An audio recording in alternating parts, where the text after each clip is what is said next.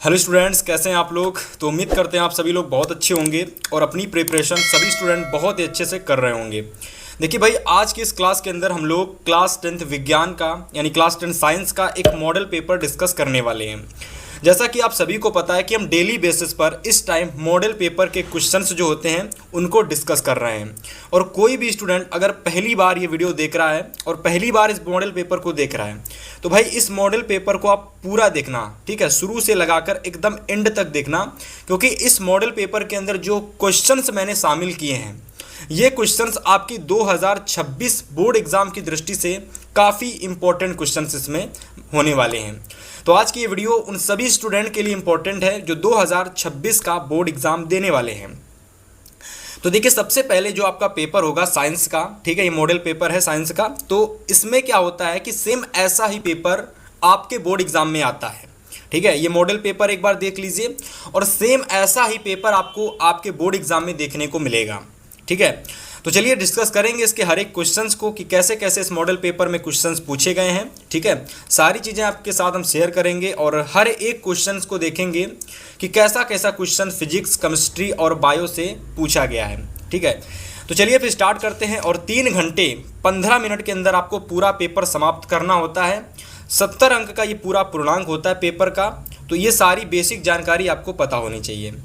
और स्टार्टिंग के जो 15 मिनट आपको मिलेंगे उसमें आपको पेपर के हर एक क्वेश्चंस को बहुत ही अच्छे तरीके से पढ़ना है कि कौन सा क्वेश्चंस फिजिक्स से आया है, कौन सा क्वेश्चंस बायो से आया है, कौन सा क्वेश्चन आपकी केमिस्ट्री से पूछा गया है, ठीक है। तो चलिए सबसे पहले यहाँ डिस्कस करेंगे हम लोग जो कि हमारे बहुविकल्पी प्रश्न हैं, ठीक है। तो सबसे पहले डिस्कस करेंगे बहुविकल्पी प्रश्न। और आप सभी को बता दें कि भाई आपके बोर्ड एग्जाम में जो बहुविकल्पी प्रश्न पूछे जाते हैं वो टोटल 20 आते हैं, ठीक है। कितने आते हैं टोटल? तो बहुविकल्पी प्रश्न जो आते हैं टोटल 20 पूछे जाते हैं। 6 क्वेश्चंस केमिस्ट्री के आते हैं, 7 क्वेश्चंस आते हैं आप लोगों के बायोलॉजी के और 7 क्वेश्चंस आते हैं फिजिक्स के, ठीक है। तो चलिए सबसे पहले यहाँ बात करेंगे उपखंड की, जो कि हमारा का रहने वाला है, ठीक है। तो उपखंड का में देखिए क्या पूछा गया है, सबसे पहले ध्यान से देखिए। तो अगर मैं बात करता हूँ उपखंड का की, तो देखिए उपखंड का में तो यहाँ पर अगर आप देखेंगे तो उपखंड का में आप लोगों की फिजिक्स पूछी गई है, ठीक है। यानी कि फिजिक्स के कैसे कैसे क्वेश्चंस आए हैं तो चलिए बात करेंगे। सबसे पहला क्वेश्चन यहाँ पूछा गया है कि कांच का जो अपवर्तनांक होता है वो सबसे अधिकतम किस रंग के लिए होता है? लाल रंग के लिए होता है कि हरे रंग के लिए होता है कि बैंगनी रंग के लिए होता है कि पीले रंग के लिए होता है? तो कांच का जो अपवर्तनांक होता है सबसे अधिक किस रंग के लिए होता है? तो देखो यहाँ पर 2 केसेस बनते हैं कि जो कांच का जो अपवर्तनांक होता है वो तो सबसे निम्नतम की अगर बात करें तो लाल रंग के लिए होता है, और अगर सबसे अधिकतम की बात करें तो भाई बैंगनी रंग के लिए होता है। तो कांच का अपवर्तनांक अधिकतम किस रंग के लिए होता है? तो अधिकतम की बात कर रहा है तो यहाँ पर आप लोगों का आंसर आ जाएगा बी नंबर, यानी बैंगनी रंग के लिए, ठीक है। चलिए अगले क्वेश्चन की बात करें, क्वेश्चन नंबर 2 की। तो दूसरा नंबर क्वेश्चन हमसे यह कह रहा है कि किसी बिंब का, ठीक है, यहाँ आप लोग बिंब कर लीजिए, यहाँ पर आपका बिंब हो जाएगा। बिंब का मतलब क्या होता है? तो बिंब का मतलब होता है वस्तु, ठीक है। बिंब का मतलब क्या होता है? वस्तु। तो किसी बिंब का वास्तविक समान आकार का प्रतिबिंब, ठीक है, प्राप्त करने के लिए बिंब को उत्तल लेंस के समान सामने कहाँ पर रखा जाता है? तो जैसे कि अगर मैं बात करता हूँ, सबसे पहले मैं यहाँ बनाता हूँ उत्तल लेंस, ठीक है। तो देखिए ये हमारा उत्तल लेंस है, ठीक है। इस तरीके से कुछ हमारा उत्तल लेंस होता है और ये हमारा मुख्य फोकस है, ठीक है। ये हमारा क्या है? मुख्य फोकस, ठीक है। अगर मैं बात करता हूं कि कोई भी प्रकाश किरण, ठीक है, कोई भी प्रकाश किरण, ठीक है, अगर कोई भी प्रकाश किरण है, अगर वो मुख्य अक्ष के समांतर आती है तो अपवर्तन के पश्चात आप सभी को पता है कि मुख्य फोकस यानी F2 से होकर के गुजर जाती है। अब कंडीशन ये है कि ये क्वेश्चन हमसे यह कह रहा है कि समान आकार का प्रतिबिंब बनाना है और वस्तु से कैसा बनाना है? वास्तविक बनाना है। यानी जो प्रतिबिंब बनेगा वो हमारा कैसा बनेगा? वस्तु के वास्तविक बनेगा, यानी प्रतिबिंब हमारा कहीं नीचे बनेगा, ठीक है। तो चलिए फिर यहाँ पर अगर हम बात करते हैं तो ये जैसे कि मान लीजिए वस्तु हमारी है, ठीक है। अब यहाँ से जब हम इसकी वस्तु से एक दूसरी प्रकाश किरण डालेंगे, ठीक है, तो ये कुछ इस कदर वक्रता केंद्र से होकर गुजरेगी और यहाँ पर जाकर के ये मिल जाएगी, ठीक है। तो वस्तु को अगर मैं बात करता हूँ कि वस्तु को मैंने कहाँ पर रखा, तो ये आपका होता है F1, ठीक है, और ये आपका होता है F2, ठीक है। अगर मैं बात करूं तो मैंने वस्तु को कहाँ रखा है, फोकस की दोगुनी दूरी पर रखा है। जब मैं फोकस की दोगुनी दूरी पर वस्तु को रखता हूं तब जाकर के जो हमें प्रतिबिंब होता है वास्तविक मिलता है और समान आकार का मिलता है। तो इस बात को आप लोग याद रखना। यहाँ से अगर मैं बात करता हूँ ऑप्शन नंबर जो बी है ये बिल्कुल हमारा सही हो जाएगा। यानी फोकस दूरी की दोगुनी दूरी पर जब हम वस्तु को रखेंगे तो वहाँ उस कंडीशन में जो हमको प्रतिबिंब प्राप्त होगा वो वास्तविक होगा और समान आकार का होगा। ठीक है, चलिए अगले क्वेश्चन की बात करें। क्वेश्चन नंबर तीसरा कह रहा है कि एक प्रकाश किरण है जो कि किसी पारदर्शी माध्यम में जाती है। ठीक है, अब चलिए मैं आपको इस क्वेश्चन को भी थोड़ा अच्छे से बताता हूं। जैसे कि मान लो एक ये हमारा सघन माध्यम है, एक ये हमारा विरल माध्यम है।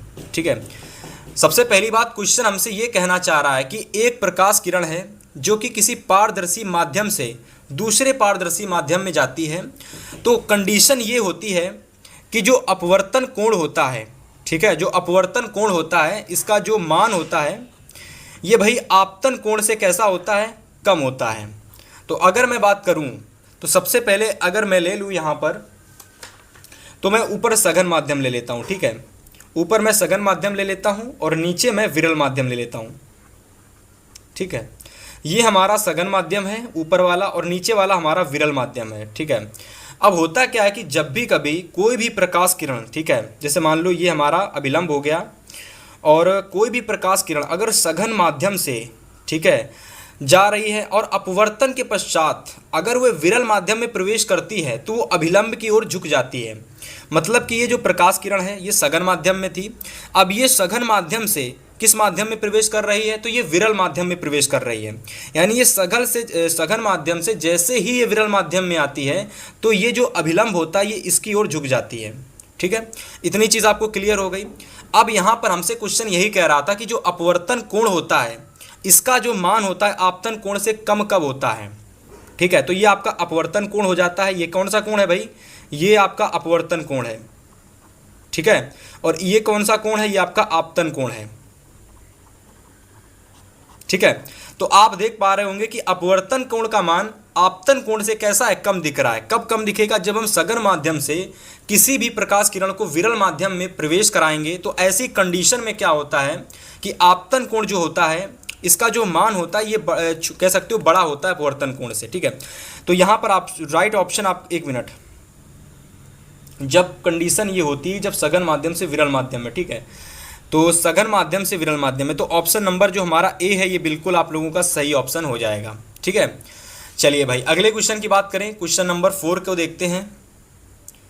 तो अगला क्वेश्चन नंबर 4 देखिए क्या दे रखा है। क्वेश्चन नंबर 4 हमसे यह कह रहा है कि एक श्वेत प्रकाश किरण, अब देखिए श्वेत प्रकाश किरण का मतलब ये होता है कि जैसे कि आपकी जो सूर्य की किरणें होती हैं ना, तो सूर्य की किरणों में टोटल कितने रंग होते हैं, सभी लोगों को पता होगा कि भाई 7 रंग होते हैं, तो उसको हम लोग श्वेत प्रकाश बोलते हैं। ठीक है, सूरज की जो किरणें होती हैं यानी सूर्य का जो प्रकाश होता है उस प्रकाश में दिखता केवल एक ही है रंग, लेकिन होते कितने हैं, टोटल 7 रंग। अब हमसे क्वेश्चन ये कह रहा है कि एक श्वेत प्रकाश किरण जब किसी कांच के त्रिकोणीय प्रिज्म से गुजरती है तब उसके रंगों में अलग अलग विक्षेपण होता है। आप सभी को पता है कि भाई लाल रंग जो होता है सबसे कम विचलित होता है, बैंगनी रंग जो होता है सबसे अधिक विचलित होता है। तो ऐसे में ही क्वेश्चन ये हमसे पूछा जा रहा है कि बताइए कि जो श्वेत प्रकाश किरण है, ठीक है, जब किसी त्रिकोणीय प्रिज्म से होकर के गुजरती है तो सबसे अधिक, ठीक है, सबसे अधिक विचलन किस रंग का होता है या फिर सबसे अधिक रंग कौन सा विचलित होता है। ठीक है, यहाँ विचरण लिखा हुआ है, विचरण, तो विचरण ही होगा मेरे हिसाब से, सही है विचरण। ठीक है, तो विचलित भी हो सकता है और विचरण भी पूछा जा सकता है। तो सबसे अधिक कौन सा रंग का विचरण होता है, तो देखिए मैंने आपको बताया था अभी जस्ट कुछ समय पहले, ठीक है, कि जो हमारा लाल होता है सबसे कम विचलित होता है और जो हमारा बैगनी होता है वो सबसे अधिक विचलित होता है। तो ऑप्शन नंबर जो डी है ये हमारा बिल्कुल सही ऑप्शन हो जाएगा, इसको आप अच्छे से एकदम तैयार कर लेंगे। इसके बाद अगला क्वेश्चन आप तैयार करेंगे, क्वेश्चन नंबर 5, कि स्वस्थ आँखों के लिए स्पष्ट दृष्टि की न्यूनतम दूरी होती है। यानी अगर मैं बात करता हूँ कि आपकी आँखें अगर एकदम स्वस्थ हैं, कोई भी आँखों में आपके दिक्कत नहीं है, और ऐसी कंडीशन में अगर आपके सामने 25 सेंटीमीटर सबसे न्यूनतम दूरी होती है, यदि 25 सेंटीमीटर के अगर आप किसी भी 25 सेंटीमीटर से और कम पर यदि आप किसी वस्तु को लाएंगे तो वो वस्तु आपको धुंधली दिखाई देने लगती है। इसी वजह से क्वेश्चन यहाँ से बन जाता है कि इस स्वस्थ आँखों के लिए स्पष्ट दृष्टि का मतलब होता है कि सबसे निम्नतम हम कहाँ तक देख सकते हैं। स्पष्ट दृष्टि का मतलब क्या होता है कि सबसे निम्नतम हम कहाँ तक देख सकते हैं। ठीक है, तो 25 सेंटीमीटर इसका बिल्कुल सही आंसर हो जाएगा। और अगर अधिकतम की बात कर दे क्वेश्चन तो फिर वहाँ पर अनंत आ जाता है। ठीक है, तो इस प्रश्न का राइट ऑप्शन हो जाएगा 25 सेंटीमीटर। ठीक है, चलिए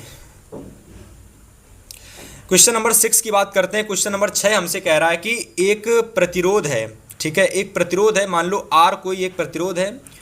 अब इस प्रतिरोध के मतलब कि R प्रतिरोध का कोई तार है। अब इस R प्रतिरोध के तार को हम बराबर 3 भागों में क्या कर देते हैं, बांट देते हैं या फिर काट देते हैं। अब इन तीनों ही बराबर कटे हुए भागों को क्या करते हैं भाई, समांतर क्रम में जोड़ दिया जाता है या फिर जोड़ देते हैं। ऐसी कंडीशन में क्या करना है कि यदि समांतर क्रम में तुल्य प्रतिरोध आपको R दिया जाए तो आपको R/R' का मान क्या होगा ज्ञात करना है।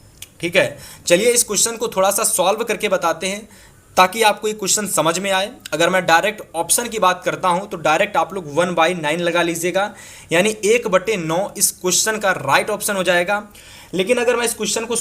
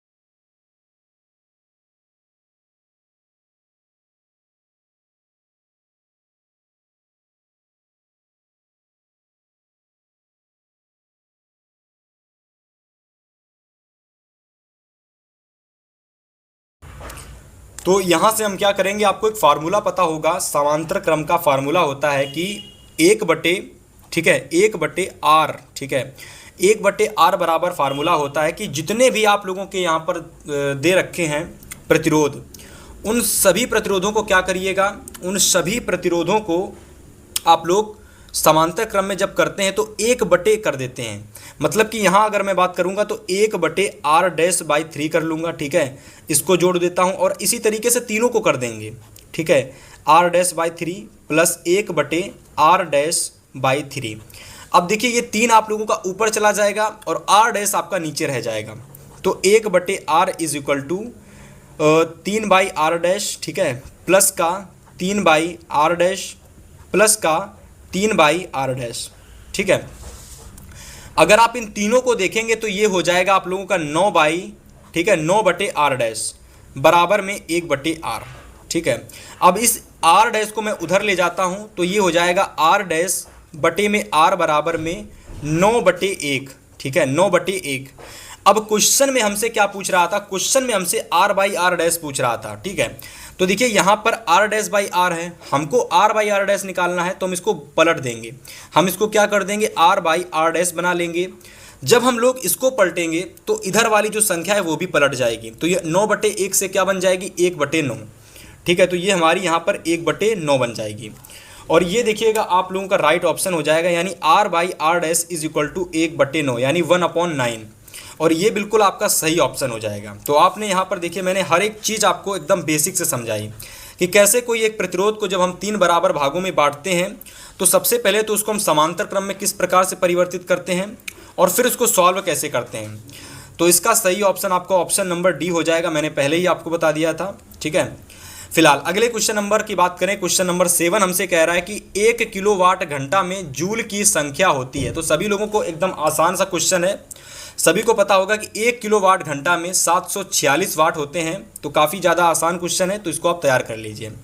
और इस तरीके से देखिए फिजिक्स के टोटल 7 महत्वपूर्ण प्रश्न मैंने आपको बताए, और इस मॉडल पेपर के ये 7 प्रश्न आपको एकदम अच्छे तरीके से तैयार कर लेने हैं। ठीक है, चलिए इसके बाद मैं बात करता हूँ अगले उपखंड की। तो अगला हमारा जो उपखंड है वो खा रहने वाला है। तो उपखंड खा में देखिए हमारा क्या पूछा गया है, तो चलिए बात करते हैं उसकी। चलिए भाई, यहाँ पर अगर मैं बात करता हूँ अगले उपखंड की, तो यहाँ पर आपके जितने भी क्वेश्चंस आपको देखने को मिलेंगे ये सारे के सारे आपके बायोलॉजी के क्वेश्चंस होंगे। ठीक है, तो बायोलॉजी के क्वेश्चंस मैं आपको बता दूं कि बहुत सारे ऐसे क्वेश्चंस होते हैं कि आप अगर लगभग मेरे द्वारा बताए गए 100 प्रश्नों को आप तैयार कर लेते हैं तो बायोलॉजी के कोई भी क्वेश्चंस आपको बाहर नहीं देखने को मिलेंगे। ठीक है, तो आप बस चैनल के साथ जुड़े रहिए। जल्द ही हम लोगों के चैनल पर 1 लाख सब्सक्राइबर्स हो जाएंगे तो आपके लिए कुछ खास चीज़ रखी जाएगी। ठीक है, फिलहाल आप लोग चैनल को सब्सक्राइब करके रखिएगा, अपने फ्रेंड्स के साथ शेयर करिएगा। ठीक है, अभी तो आपके पास समय है, लेकिन बहुत जल्द अपने साथ हम नए टीचर्स को भी जोड़ने वाले हैं, तो आप लोग चैनल के साथ जुड़े रहिएगा। ठीक है, सारी चीज़ें आपको एकदम अच्छे तरीके से देखने को मिलने वाली हैं। तो फिलहाल अगले क्वेश्चन की बात करें तो क्वेश्चन नंबर हमारा 8 कह रहा है कि मनुष्य में वृक्क एक तंत्र का भाग है। अब सभी को पता है कि भाई मनुष्य के जो तंत्र होता है उसमें अलग अलग प्रकार के भाग होते हैं और अलग अलग प्रकार की क्रियाएं होती हैं, जैसे कि परिवहन होती है, श्वसन तंत्र होता है, पाचन तंत्र होता है। ठीक है, परिवहन तंत्र होता है, उत्सर्जन तंत्र होता है। तो क्वेश्चन हमसे कह रहा है कि मनुष्य में एक वृक्क भाग होता है, वृक्क। ठीक है, सभी को पता होता है वृक्क क्या होते हैं। ठीक है, तो वृक्क जो होता है ये किस तंत्र से संबंधित होता है, वृक्क जो होता है वो किस तंत्र से संबंधित होता है, आपके क्वेश्चन ये कह रहा है। और बहुत बार ये क्वेश्चन आपके बोर्ड एग्जाम में पूछा जा चुका है। तो मनुष्य में जो वृक्क होता है ये किससे संबंधित होता है, तो ये भैया आपके उत्सर्जन तंत्र से संबंधित होता है। किससे संबंधित होता है, उत्सर्जन तंत्र से संबंधित होता है। ठीक है, चलिए अगले क्वेश्चन नंबर 9 की बात करें। क्वेश्चन नंबर 9 हमसे क्या कह रहा है, तो प्रश्न नंबर 9 कह रहा है कि फ्लोयम द्वारा, यानी जो हमारा फ्लोयम होता है इसके द्वारा भोजन का स्थानांतरण कैसे होता है। सबसे पहली बात तो फ्लोयम जो होता है ये पेड़ पौधों में प्रक्रिया होती है फ्लोयम की। पेड़ पौधे क्या करते हैं कि जड़ों द्वारा फ्लोयम की जो प्रक्रिया होती है वो करते हैं। ठीक है, तो फ्लोयम किस में होती है प्रक्रिया, ये पेड़ पौधों में होती है। और फ्लोयम द्वारा क्या होता है कि सुक्रोज के रूप में ऊर्जा का या फिर भोजन का स्थानांतरण होता है। ठीक है, तो फ्लोयम द्वारा भोजन का स्थानांतरण होता है किसके रूप में, सुक्रोज के रूप में। ठीक है, फिर से एक बार सुनिएगा कि फ्लोयम द्वारा भोजन का स्थानांतरण कैसे होता है या फिर किससे होता है, तो सुक्रोज के रूप में होता है। ठीक है, तो ऑप्शन नंबर यहाँ अगर मैं बात करता हूँ, एक बार देख लेता हूँ, तो ऑप्शन नंबर ए आपका बिल्कुल सही हो जाएगा, सुक्रोज। ठीक है, तो ऑप्शन नंबर ए हमारा बिल्कुल सही हो जाएगा। चलिए अगले क्वेश्चन नंबर 10 की बात करते हैं। 10 नंबर क्वेश्चन कह रहा है कि इंसुलिन हार्मोन, ठीक है, जो हमारा एक इंसुलिन हार्मोन होता है ये किससे स्रावित होता है। ठीक है, पिट्यूटरी ग्रंथि से होता है कि वृषण से होता है कि अग्नाशय से होता है या फिर थायराइड ग्रंथि से होता है। तो अगर मैं बात करता हूँ इंसुलिन हार्मोन्स की, तो ये कहाँ से स्रावित होता है, तो ये आपका स्रावित होता है अग्नाशय से। कहाँ से स्रावित होता है, अग्नाशय से। तो ऑप्शन नंबर बी हमारा बिल्कुल सही हो जाएगा। ठीक है, चलिए अगले क्वेश्चन की बात करें। क्वेश्चन नंबर 11 यानी क्वेश्चन नंबर 11 हमसे कह रहा है कि निम्न में कौन सा मादा जनन तंत्र का भाग नहीं है। ठीक है, एक चीज़ मैं आपको बता देता हूँ कि ये प्रश्न ना बहुत बार रिपीटेड हुआ है। आप अगर 2025 का प्रीवियस ईयर का पेपर उठा करके देखोगे तो हर एक सेट में आपको ये क्वेश्चंस देखने को मिलेगा कि निम्न में से मादा जनन तंत्र का भाग कौन नहीं है। तो इसका राइट ऑप्शन क्या रहने वाला है, अगर मैं बात करता हूं अंडाशय, गर्भाशय, अंडवाहिनी, ये तो तीनों आप लोगों के संबंधित होते हैं जनन तंत्र से। लेकिन अगर मैं बात करता हूं शुक्रवाहिनी, तो ये भाई नर जनन तंत्र से संबंधित होता है। ठीक है, शुक्रवाहिनी जो होता है ये नर जनन तंत्र से संबंधित एक भाग होता है। तो इसका सही ऑप्शन आपका हो जाएगा शुक्रवाहिनी। ठीक है, जो कि मादा जनन तंत्र से संबंधित नहीं होता है। चलिए इसके बाद मैं क्वेश्चन नंबर 12 की बात करूं तो क्वेश्चन नंबर 12 कह रहा है कि पुष्प के परागकोश में क्या पाए जाते हैं। तो देखिए आप सभी को मैं पुष्प के बारे में ज़्यादा चीज़ें तो नहीं बताऊंगा, लेकिन इतना समझाता हूं कि भाई जो पुष्प होता है, पुष्प के जो परागकोश होते हैं ना, पुष्प के जो पराग कोश होते हैं, तो पुष्प के जो पराग कोश के अंदर पाए जाते हैं वो होते हैं पराग कण। ठीक है, तो ये एक बेसिक सी नॉलेज वाली जानकारी थी कि पुष्प के पराग कोश में क्या पाए जाते हैं। तो पुष्प के पराग कोश में पराग कण पाए जाते हैं। ठीक है, तो ऑप्शन नंबर सी हमारा बिल्कुल सही ऑप्शन हो जाएगा। चलिए अगले क्वेश्चन नंबर 13 की बात करें तो 13 नंबर क्वेश्चन कह रहा है कि युग्मनोज। तो युग्मनोज कुछ नहीं होता है, मैं आपको बता दूं युग्मनज होता है। क्या होता है? युग्मनज। ठीक है, तो मनुष्य में युग्मनज के गुणसूत्रों की संख्या कितनी होती है? तो युग्मनज में मनुष्यों के जो युग्मनज होते हैं उसमें गुणसूत्रों की संख्या कितनी होती है? तो सबसे पहले अगर मैं बात करता हूं तो ये आपके टोटल 23 जोड़ी होते हैं। कितने होते हैं? टोटल 23 जोड़ी। अगर मैं संख्या की बात करता हूं तो टोटल इनकी संख्या होती है 46 यानी 46। अब यहाँ पर क्वेश्चन पूछ दिया गया है कि युग्मनज में गुणसूत्रों की संख्या 4x होती है, 3x होती है, या फिर x होती है, या फिर 2x होती है। तो देखिए ये टोटल 23 जोड़ी होते हैं। अगर मैं इसको दोगुना कर देता हूं तो ये टोटल 46 बन जाते हैं। तो ऑप्शन नंबर जो हमारा सी है 2x, ये हमारा बिल्कुल सही हो जाएगा। इस बात को आप लोग याद रखना। ठीक है, और इस तरीके से बायोलॉजी के जितने भी मैंने क्वेश्चंस आपको बताए इनको आप तैयार कर लीजिए। 13 से लगा करके यहाँ पर आपके 8 से लगाकर 13 तक जितने भी क्वेश्चंस मैंने बायो के बताए हैं इन सभी प्रश्नों को आप नोट कर लेना, इनका बार बार रिवीजन करना। काफ़ी बार ये क्वेश्चंस आपके आ चुके हैं। अब चलिए मैं जो क्वेश्चंस बताने वाला हूँ वो आपके भौतिकी के होंगे, यानी फिजिक्स के क्वेश्चंस होंगे। और फिजिक्स में आप सभी को पता है कि कैसे कैसे क्वेश्चंस आते हैं। तो चलिए देखते हैं और बात करते हैं। तो यहाँ पर अगर मैं बात करता हूँ फिजिक्स की, तो एक मिनट, यहाँ पर फिजिक्स आपकी नहीं, यहाँ केमिस्ट्री के क्वेश्चंस हैं, क्योंकि फिजिक्स को मैंने इस बार पहले समाप्त कर दिया है। ठीक है, तो फिजिक्स आपकी उपखंड का में समाप्त हो चुकी थी। यहाँ पर आपकी केमिस्ट्री पूछी गई है। और केमिस्ट्री के देखिए कैसे कैसे शानदार कितने बढ़िया टाइप के क्वेश्चंस हैं जो कि आपके बोर्ड एग्जाम के लिए इंपॉर्टेंट हैं। तो चलिए बात करते हैं। सबसे पहले क्वेश्चन की अगर मैं बात करूँ, क्वेश्चन नंबर 14 कह रहा है कि निम्नलिखित में कौन सी एक दहन अभिक्रिया है? देखिए दहन अभिक्रिया कैसे पहचानेंगे, दहन अभिक्रिया को कैसे पहचानेंगे? तो दहन अभिक्रिया पहचानने की कंडीशन होती है कि कोई भी अगर अभिक्रिया दे रखी हो और उसमें अगर ऊष्मा निकल रही हो, क्या निकल रही हो? ऊष्मा निकल रही हो, और उसके साथ साथ प्रकाश भी निकल रहा हो, यानी प्रकाश भी निकल रहा हो। प्रकाश का मतलब ये नहीं होता है कि आग लग जाती है। प्रकाश का मतलब ये होता है कि ऊष्मा निकलती है। ठीक है, जैसे कि आप जब खाना वगैरह बनाते हो तो उसमें से एक उबाल सी आती है, वो ऊष्मा निकलती है दहन अभिक्रिया में, और हल्का सा प्रकाश भी निकलता है। ठीक है, तो जब भी कभी दहन अभिक्रिया होती है तो ऊष्मा और प्रकाश दोनों निकलते हैं। तो अगर मैं बात करता हूँ ऑप्शन नंबर सी, यहाँ पर देखिए CHO दे रखा है, यानी मीथेन दे रखा है, जो कि ऑक्सीजन से क्रिया करता है तो कार्बन डाइऑक्साइड यानी CO2 बनता है और आपका जल बनता है, और इसी के साथ साथ ऊष्मा और प्रकाश भी निकलता है। तो ये हमारी जो रिएक्शन होती है इसको हम बोलते हैं दहन अभिक्रिया। और ये बोर्ड एग्जाम में सीधा पूछ ली जाती है कि बताइए दहन अभिक्रिया का उदाहरण, बताइए दहन अभिक्रिया की एग्जाम्पल, बताइए दहन अभिक्रिया का और रासायनिक सूत्र। तो आपको ये नोट कर लेना है, ये बोर्ड एग्जाम की दृष्टि से काफ़ी ज़्यादा इंपॉर्टेंट क्वेश्चन है।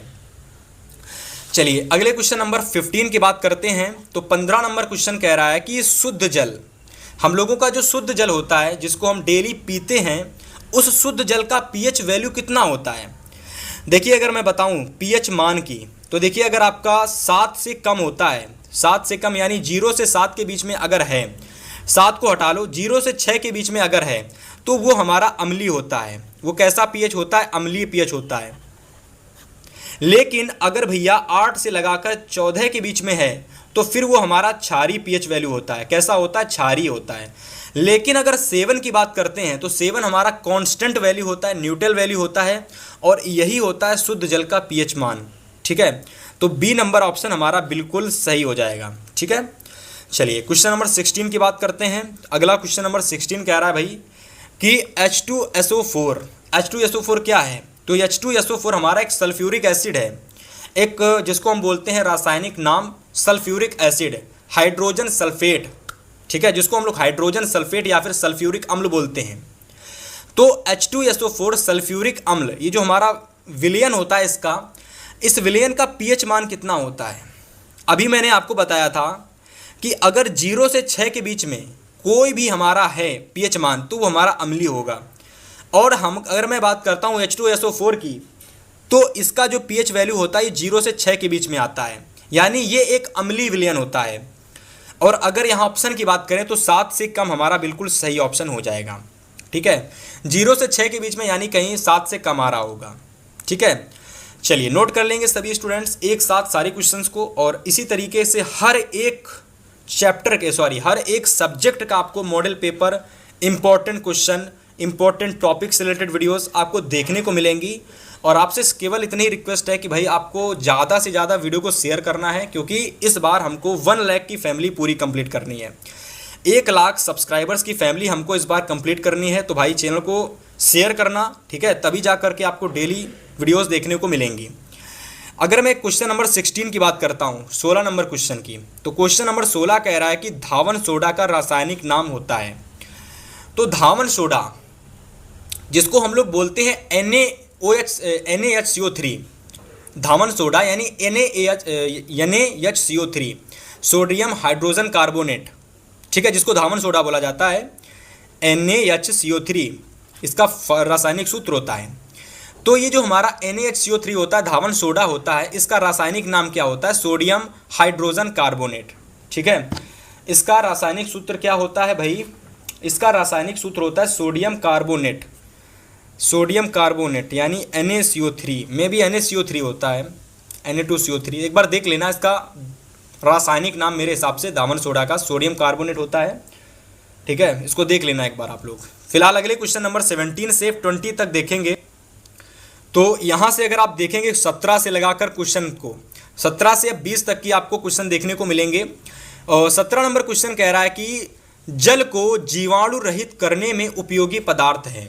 मतलब कि जो जल हमारा होता है इसको जीवाणु रहित, मतलब आपने देखा होगा कि बड़े से बड़े स्विमिंग पूल होते हैं, पानी वाली टंकी होती है, ठीक है, और ऐसे कई कारखाने होते हैं, कई फैक्ट्रियां होती हैं जिनमें बड़े पैमाने पर जल का इस्तेमाल किया जाता है। लेकिन वो जल बार बार भरा नहीं जाता है। उस जल को स्वच्छ करने के लिए एक पदार्थ होता है जिसका इस्तेमाल किया जाता है, और वो पदार्थ हमारा होता है ब्लीचिंग पाउडर। यानी भैया ब्लीचिंग पाउडर का इस्तेमाल जल को जीवाणु रहित करने में किया जाता है। ठीक है, तो इस क्वेश्चन का राइट ऑप्शन नंबर डी आप लोगों का हो जाएगा।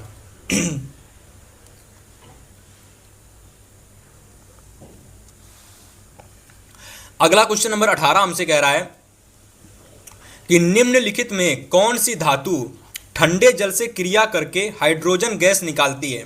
तो आपको इसमें यह बताना है क्वेश्चन में, ऐसी कौन सी धातु होती है जो कि ठंडे जल से क्रिया कर लेती है और हाइड्रोजन गैस निकालने लगती है। तो देखिए वो जो हमारी धातु होती है वो पोटेशियम होती है। कौन सी धातु होती है?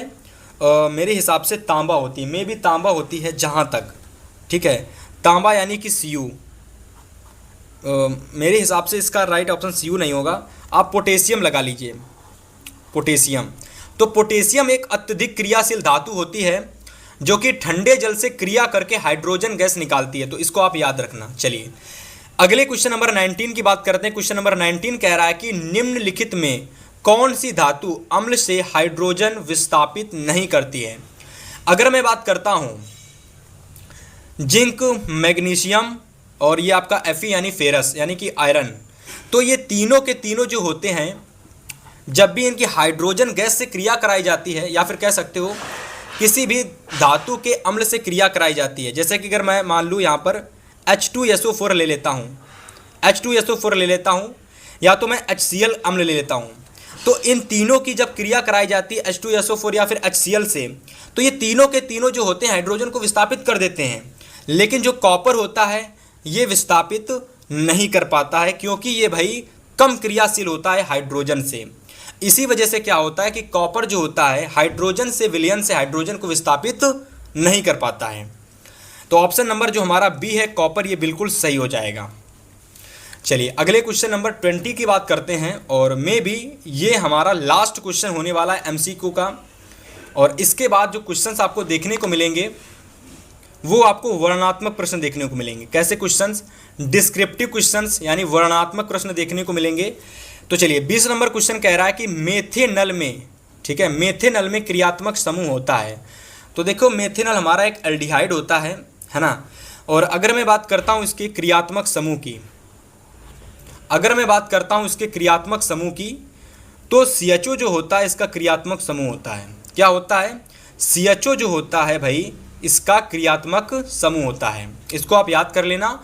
और देखिए इस तरीके से लगभग 20 प्रश्न आज के इस क्लास के अंदर डिस्कस किए हमने, और ये 20 प्रश्न जो मैंने आज डिस्कस किए हैं इस मॉडल पेपर के अंदर काफ़ी ज़्यादा इंपॉर्टेंट, काफ़ी वेरी वेरी इंपॉर्टेंट क्वेश्चंस हैं, और सभी प्रश्नों को आप अच्छे से नोट करना, रिवीजन करना।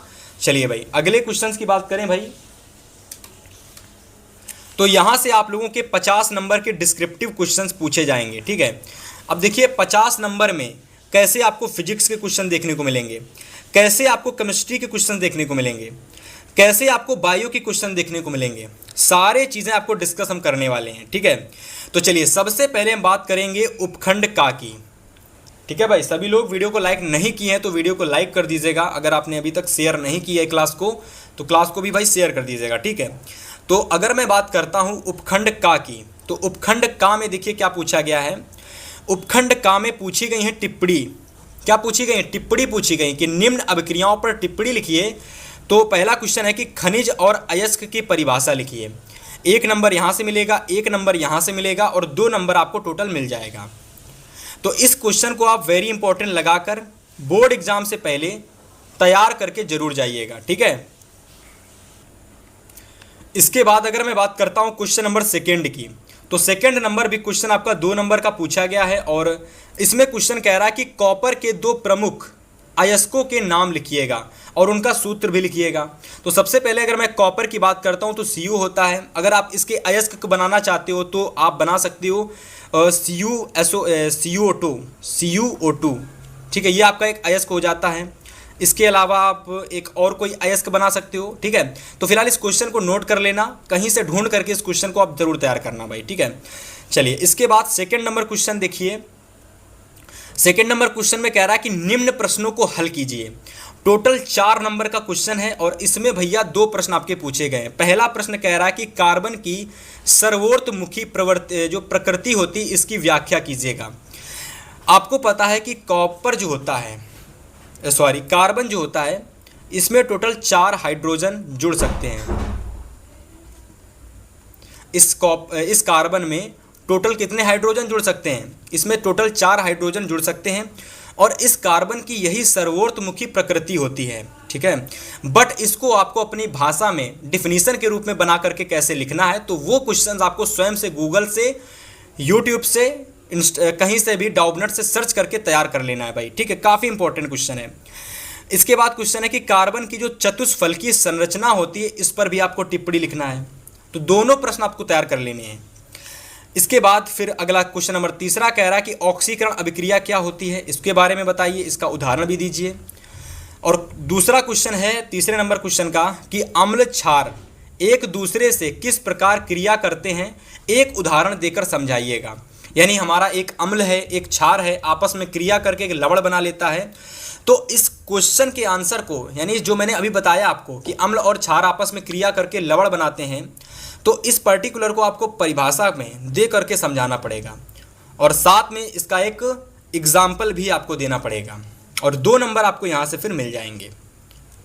चलिए इसके बाद अगर मैं बात करता हूँ क्वेश्चन नंबर 4 की, तो 4 नंबर क्वेश्चन में देखिए 4 नंबर क्वेश्चन में आपके 2 क्वेश्चन पूछे गए हैं, और अथवा में क्वेश्चन आया हुआ है। अथवा मतलब क्या होता है?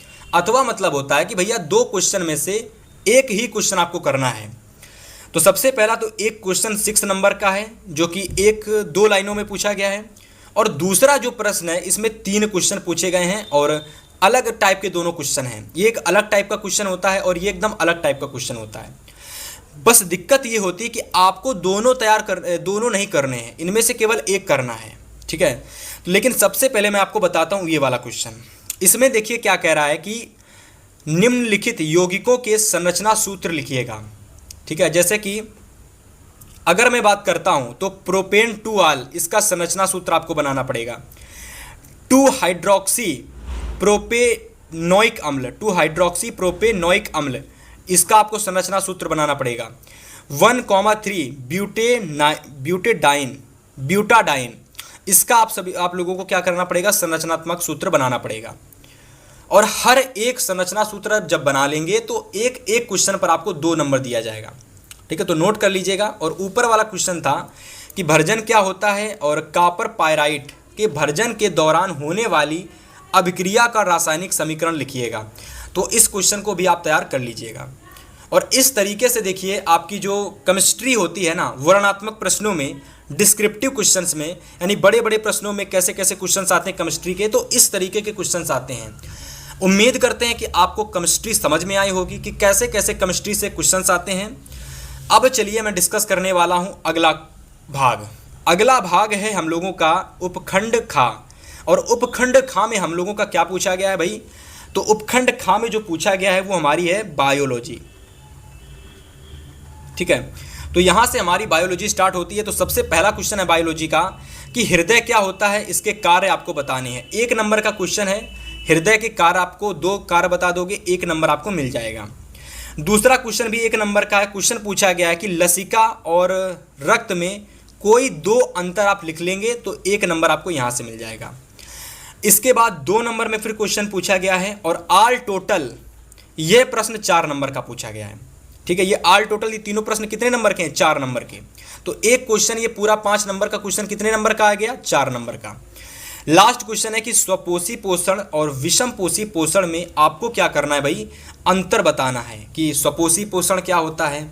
यानी कि ऐसे जीव जंतु जो स्वयं अपना भोजन बनाते हैं उनको हम लोग क्या कहते हैं? स्वपोषी जीव जंतु कहते हैं। और जो स्वयं अपना भोजन बनाते हैं उनको हम स्वपोषी पोषण कहते हैं। विषम पोषी पोषण वे जीव जंतु होते हैं जो अपनी सहायता से नहीं बल्कि किसी अन्य जीव जंतु की सहायता से भोजन का निर्माण करते हैं, विषम पोषी जीव जंतु कहलाते हैं। और उनके द्वारा किया जाने वाला पोषण ही विषम पोषण कहलाता है। तो इस तरीके से इस वाले क्वेश्चन का तो आंसर मैंने आपको ऑलरेडी बता ही दिया। ठीक है, तो नोट कर लीजिए तीनों ही क्वेश्चंस को और इनके आंसर को ढूंढना, नोट करना और रिवीजन बार बार क्वेश्चंस का करना। ठीक है, चलिए आगे के क्वेश्चंस देखते हैं। तो आगे के क्वेश्चंस की अगर मैं बात करता हूं तो आगे हमारा क्वेश्चन नंबर 6 देखिए, जिसमें भैया 2 प्रश्न पूछे गए हैं और दोनों के दोनों 2-2 नंबर के हैं। सबसे पहला क्वेश्चन कह रहा है कि वाष्पोत्सर्जन से आप क्या समझते हैं, बताइएगा। इसकी परिभाषा आपको बतानी है और इसको प्रभावित करने वाले जो कारण हैं, कारण नहीं कारक, कारक, इसको प्रभावित करने वाले जो कारक हैं वो आपको बताने हैं। ठीक है, नोट कर लीजिए, प्रश्न काफ़ी इंपॉर्टेंट है और प्रीवियस ईयर में काफ़ी बार ये प्रश्न पूछा जा चुका है। ठीक है, तो बार बार मैं आपसे नहीं कहूँगा, फिर से बोल दे रहा हूँ कि हर एक क्वेश्चन जो मैं लेता हूँ वो प्रीवियस ईयर के आधार पर लेता हूँ, जो प्रीवियस ईयर में काफ़ी बार पूछे जा चुके क्वेश्चंस हैं। ठीक है, तो ये मॉडल पेपर आपके बोर्ड एग्जाम की दृष्टि से काफ़ी इंपॉर्टेंट साबित हो सकता है। ठीक है, फिलहाल अगले क्वेश्चन की बात करें तो श्वसन को परिभाषित कीजिए कि श्वसन क्या है, इसको परिभाषित कीजिए और यकृत के कार्यों का वर्णन कीजिए। तो 2 अलग अलग टाइप के क्वेश्चंस एक क्वेश्चंस में पूछ लिए गए हैं। श्वसन एक अलग चीज़ होती है और यकृत जो होती है एक अलग चीज़ होती है। ठीक है, श्वसन की क्रिया एक अलग कंडीशन में होती है और यकृत एक अलग कंडीशन में कार्य करता है, लेकिन दोनों को कंबाइन करके क्वेश्चन 2 नंबर का पूछ लिया गया है।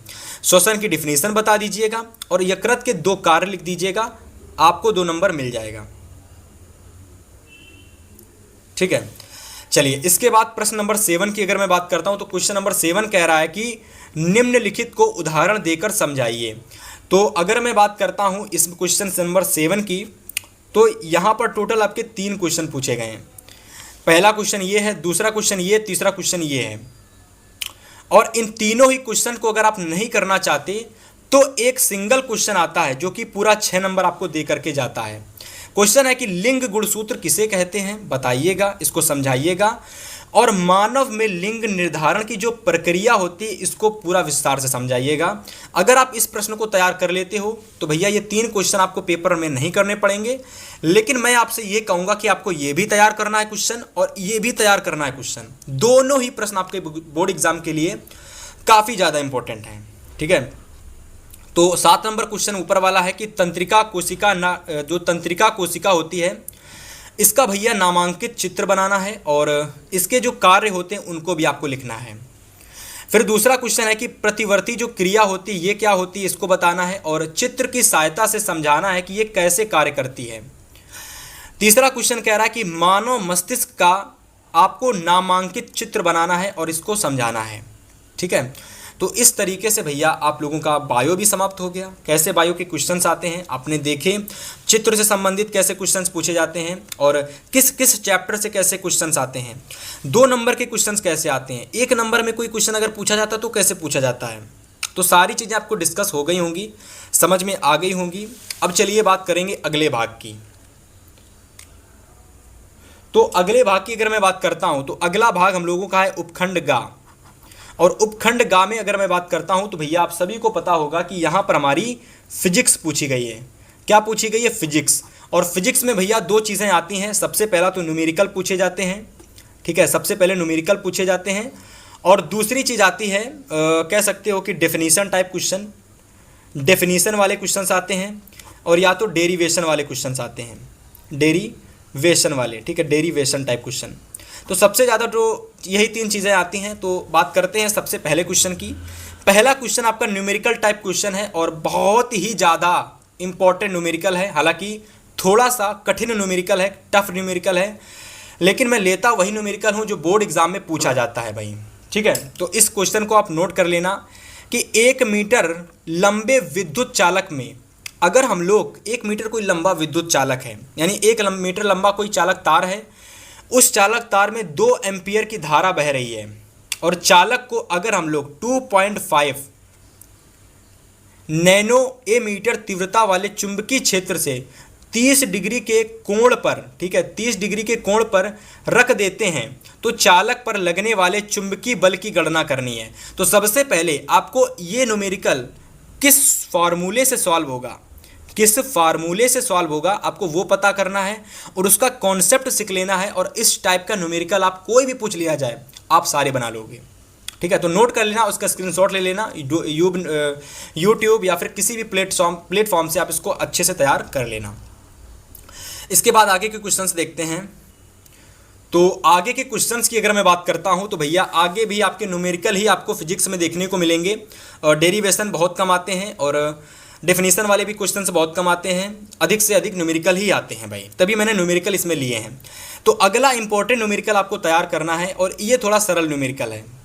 इसमें पूछा गया कि 2 ओम, 3 ओम और 5 ओम के 3 प्रतिरोधों को हम श्रेणी क्रम में जोड़ देते हैं और यदि संयोजन के दोनों सिरों पर 30 वोल्ट का विभवांतर लगा देते हैं तो प्रत्येक प्रतिरोध के सिरों के बीच विभवांतर कितना होगा, यानी V कितना होगा, आपको वो बताना पड़ेगा, ठीक है। 4 नंबर का क्वेश्चन है, अच्छे से तैयार कर लीजिए, नोट कर लीजिए, स्क्रीनशॉट ले लीजिए और आपको ये तैयार करके जाना है भाई, ठीक है। चलिए अगला क्वेश्चन नंबर 9 है और 9 नंबर क्वेश्चन में भी 2 प्रश्न आए हुए हैं।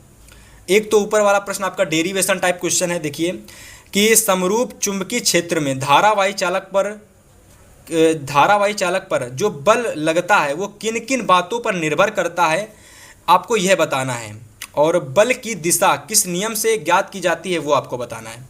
तो 4 नंबर का ये क्वेश्चन है, इसको भी आप नोट कर लीजिए और इसको आप बिल्कुल भी इग्नोर नहीं कर सकते हैं, ठीक है। इसको बिल्कुल भी आप अंडर एस्टिमेट नहीं कर सकते हैं, ये भी काफ़ी ज़्यादा इंपॉर्टेंट क्वेश्चन है आपके लिए, ठीक है। काफ़ी डेरिवेशन वाले क्वेश्चंस मैं आपको बताऊंगा और कुछ मैं आपको न्यूमेरिकल टाइप के क्वेश्चंस भी बताऊंगा।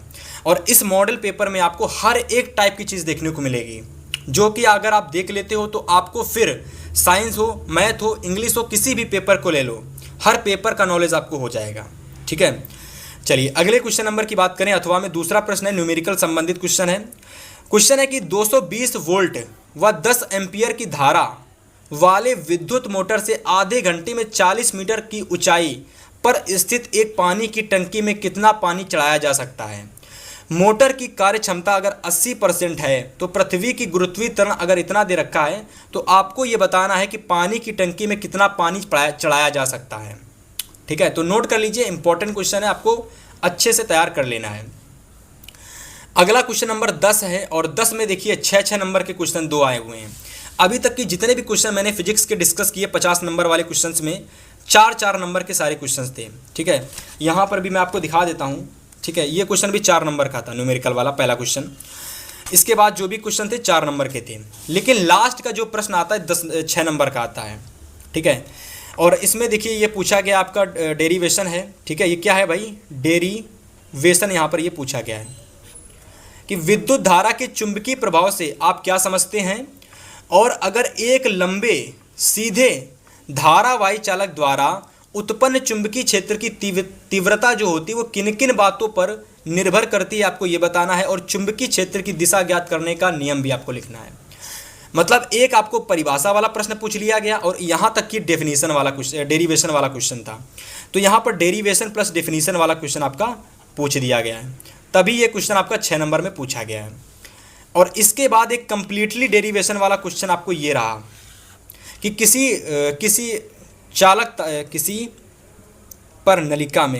किसी परनलिका कर लो, किसी परनलिका, ये परनलिका होती है, ठीक है, इसका पूरा नाम परनलिका होता है। तो किसी परनलिका में प्रवाहित विद्युत धारा के कारण उत्पन्न चुंबकीय क्षेत्र को चित्र द्वारा समझाइए। और ये हमारा एक परफेक्ट डेरिवेशन होता है। इसको भी आप नोट कर लीजिए और इसको भी तैयार कर लीजिए। चलिए भैया, इस तरीके से आज की इस क्लास के अंदर हम लोगों ने साइंस का पूरा पेपर डिस्कस किया, ठीक है। अब इस पूरे पेपर को समझने के बाद इस बात की मैं गारंटी ले सकता हूँ कि आपको पूरा पेपर का नॉलेज हो गया होगा कि किस किस टाइप के क्वेश्चंस आते हैं, किस किस चैप्टर से आते हैं और कितने कितने नंबर के क्वेश्चंस आते हैं। और सबसे ज़रूरी चीज़ कि इस मॉडल पेपर में लगभग आपको वो क्वेश्चंस मैंने बताए हैं जो क्वेश्चंस आपके प्रीवियस ईयर के क्वेश्चंस हैं, यानी सबसे ज़्यादा महत्वपूर्ण क्वेश्चंस मैंने इसमें शामिल किए थे, ठीक है। तो आज की इस क्लास में इतना ही, मिलेंगे आपसे हम नेक्स्ट वीडियो में एक अगले इम्पॉर्टेंट वीडियो के साथ। तब तक के लिए गुड बाय, गुड लक।